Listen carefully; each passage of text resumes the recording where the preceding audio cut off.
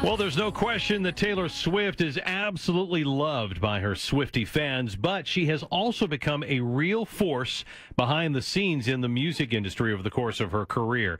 And that is changing the way other artists possibly are going to get compensated going forward. May or may not be a good thing. John Rizvi is known as the patent professor. He's an adjunct professor of patent law at Nova Southeastern Law School and the author of a couple of books on patents as well. He's joining us here on Portland's Afternoon News. Good to have you with us, John. Yeah, always a pleasure. Thank you. The reason that we're talking to you today is because of the way things have gone for the music industry since, I guess, a public spat, if you will, started over the ownership of Taylor Swift's music. I assumed that this was very straightforward and that a musician owned any song that they wrote, but apparently I'm not right. Yeah, so it's a little bit trickier than that, but I like to kind of use an analogy that simplifies it. Hopefully, it's almost as if you have a recipe for a cake, you would have somebody that owns the recipe, but they do have the ability to sell, to make a cake and sell the cake. So Taylor Swift had sold the original recordings and copyrights. There's basically two different copyrights. One is to the recording, the original master recording, and the other one is to the music and the lyrics. So the cake itself, if you go with this analogy, is what's sold back when she was 15 years old, but she retains the recipe. Now, under a contract, she was obligated not to bake another cake or re-record the song for 3 years.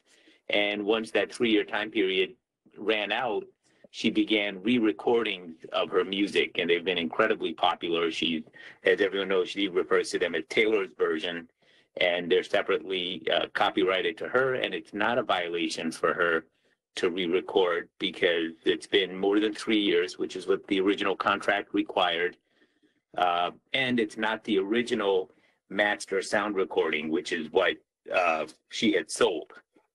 Not since the days of, I don't know, maybe the Beatles with their Apple label or maybe Michael Jackson, have I seen a music artist with as much clout as Taylor Swift has right now. Is that because she just generates so much revenue that record company executives really have no choice but to listen to her? Yeah, well, and she's had this incredible following where they need her more than she needs them, right? She could simply offer her own streaming version and start collecting payments directly.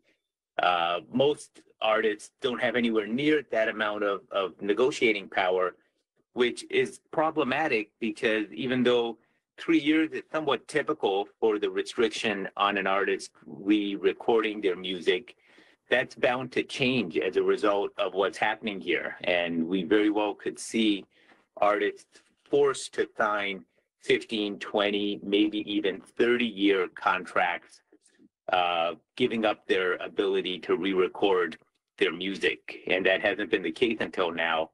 But again, until now, there hasn't been this sort of like incredible following that an artist has had. Right. And right now on Portland's Afternoon News, if you're just joining us, we're talking about Taylor Swift and the way she's changing the music industry behind the scenes. We have with us the patent professor, John Rizvi. He is a patent attorney. He's here today on Portland's Afternoon News. So, John, should artists be booking studio time right now and re-record their music with this in mind?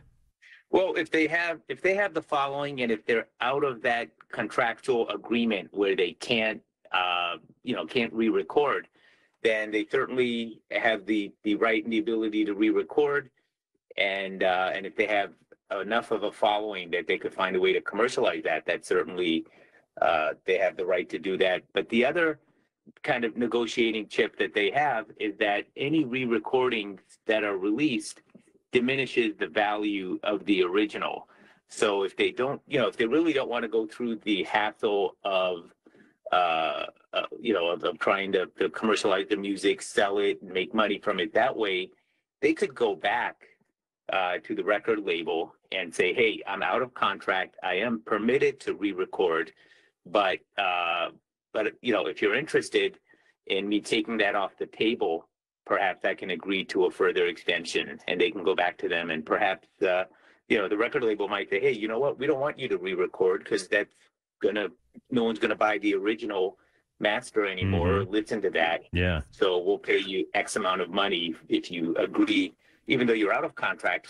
Well, you'll get back into contract and not able to re-record. So that's an option that artists will have as well. I have to believe that music label executives are not going to willingly give up on the piles of cash that artists generate for them. Do you anticipate those folks are going to somehow find a way to get themselves back into the driver's seat, or do they already have that option? Yeah, so they don't have that option now, and there's nothing they can do about the contract that they have signed with the typical 3-year restriction on re-recording.